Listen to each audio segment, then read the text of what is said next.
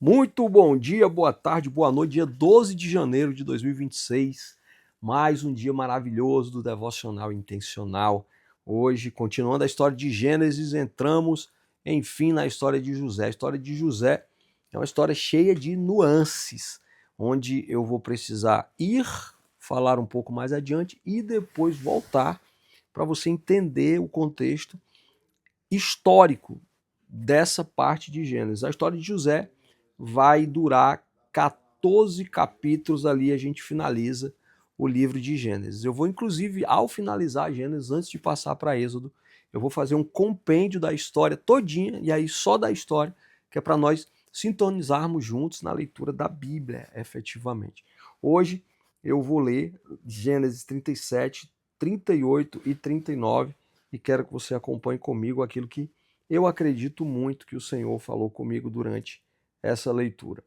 Lembrando que você precisa ler também, porque intencionalmente Deus pode falar com você e você ter suas próprias experiências, colocar em prática. Lembrando que se você não puder colocar em prática no mesmo dia, vai aparecer alguma coisa depois, nem que seja para você compartilhar com outras pessoas. Enfim, chegamos em Gênesis 37. Nessa mesma época, Jacó se estabeleceu na terra de Canaã, onde seu pai tinha vivido. Jacó mudou o nome para Israel. Ali vão surgir as 12 tribos de Israel. Um dos filhos de Jacó se chama José, o filho querido dele, o filho da mulher amada, da Raquel, o primeiro filho de Raquel. José, então, ele é especial. Você lembra da história, você leu na história, Jacó faz uma túnica colorida para ele e é importante você perceber essa questão da túnica, porque mais adiante nós vamos falar sobre ela. Quer dizer, eu vou falar e você vai ouvir. Mas o que eu quero trazer para essa experiência aqui do capítulo 37. Lá no versículo 7, José tem um sonho e vai dizer para os irmãos dele: Meu feixe ficou de pé e os feixes de vocês o rodearam e curvaram-se diante dele. No versículo 9, ele vai dizer: O sol, a lua e 11 estrelas curvaram-se diante de mim. José aqui era um jovem rapaz inocente, provavelmente não tinha noção da dimensão da bobagem que ele estava falando, apesar de ser plano de Deus. Mas eu trago essa experiência. Para de contar vantagem. Para de querer ser melhor do que os outros. Para de mentir. É sério isso. Tá? É muito sério isso. Preste atenção nas tuas interações. Ou então nas interações das pessoas. As pessoas elas querem até muitas vezes ver quem sofre mais, quem tem a coisa melhor, quem passou por maior dificuldade ou quem deu certo. Para de contar vantagem. Fica calado, porque de tanto você falar lá na frente, no versículo 18, vai dizer que os irmãos acharam uma boa oportunidade para se livrar dele. Por que se livraram dele? Porque ele era um desagradável. Ser contador de vantagem é ser uma pessoa desagradável. As mulheres vão concordar comigo, especialmente as mulheres solteiras e as casadas também. Ninguém gosta de conversar com quem sabe de tudo, com quem fica contando vantagem direta. Acredito que Deus falou com você. O calado erra menos. Ali, entre o 7 e o 9, justamente no versículo 8, tem uma coisa que eu quero chamar a atenção. O sonho que ele contou e a maneira em que o contou os deixaram enfurecidos. Ele poderia ter contado a mesma coisa, de uma forma diferente.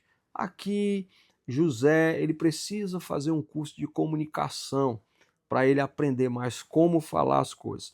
O texto segue e eu quero caminhar contigo lá para o versículo 22, quando diz assim: A intenção de Rúben era voltar mais tarde, tirá-lo do poço e levá-lo de volta ao pai. Rúben era o irmão mais velho, ele meio que concorda com os irmãos de darem fim a José, mas ele não concorda com a morte.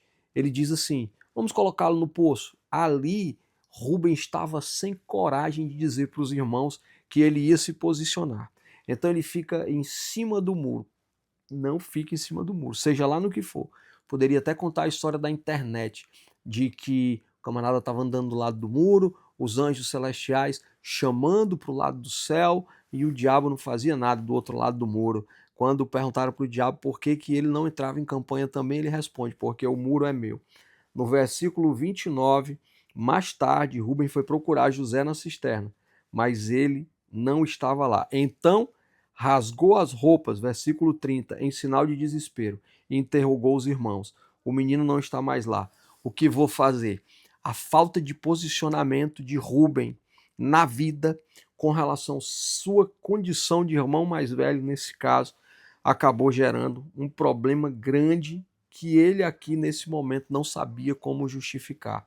Intencionalmente hoje, no momento que você está vendo isso, o que é que você precisa se posicionar? Com educação, com gentileza.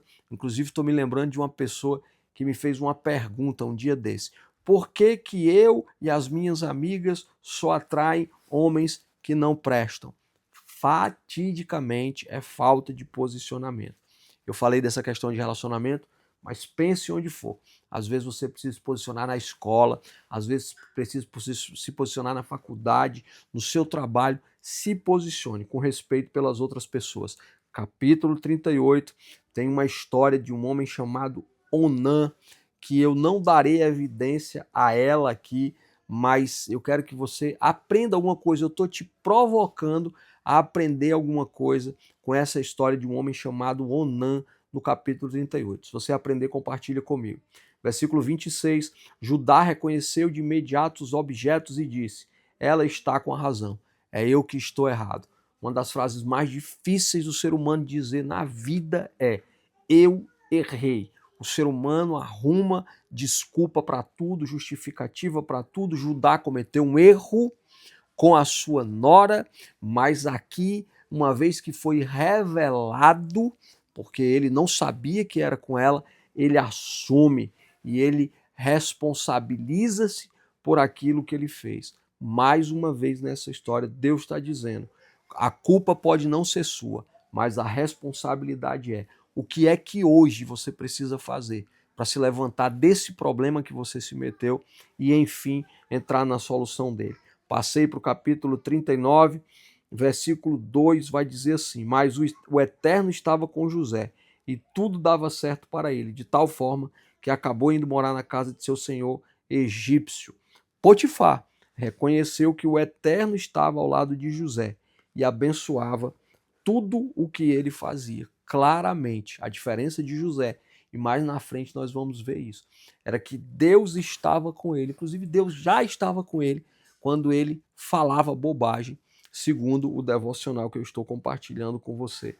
Então, uma coisa importante, faça isso, faça o devocional, pratique, isso é a prova de que Deus está com você. Eu repito, eu estou tendo que tomar decisões difíceis porque estou me submetendo ao senhorio de Deus. Através da sua palavra está valendo muito a pena. Versículo 39 ainda, ele vai ter um problema ali com Potifar. E eu quero dar ênfase ao versículo de 11 a 15, quando diz assim, deite-se comigo, a mulher de Potifar dizia, mas ele deixou a capa na mão dela e saiu correndo de casa. Por causa dos meus gritos, ele deixou a capa comigo e correu para fora. Versículo 16, ela guardou a capa. Versículo 18, ele saiu correndo e largou a capa comigo. Eu quero dar ênfase à capa, não para trazer no devocional de hoje, mas porque eu sei que Deus vai trazer uma inspiração lá na frente. Versículo entre 19 e 23. Mesmo na prisão, o Eterno ainda estava do lado de José, e a bondade divina garantiu que ele ganhasse a simpatia do chefe da carceragem. Quem foi que garantiu que ele ganhasse a simpatia do chefe? Foi o fato dele ser carismático? Foi o fato dele ser inteligente? Foi o fato dele ser filho de Jacó? Foi o fato de que? Por quê? Está aqui escrito. A bondade divina. O último texto do versículo 23 diz: tudo que José fazia dava certo. Intencionalmente, mais uma vez, a necessidade de se colocar diante do Senhor. E aqui na prática, Rondinélio quer se colocar diante do Senhor, quer fazer com que o Senhor esteja contigo. O que é estar com o Senhor? É você fazer aquilo que você acredita que o Senhor está falando com você. Esse foi o dia 12 de janeiro de 2026.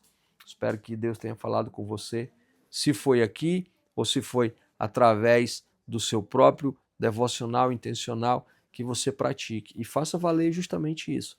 Deus está contigo. Por quê? Porque Ele fala e você obedece. Porque Ele direciona e você segue.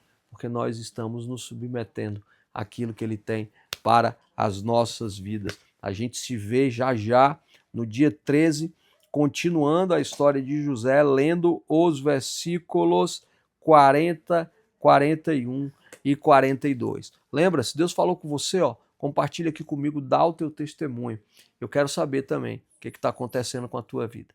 Deus te abençoe.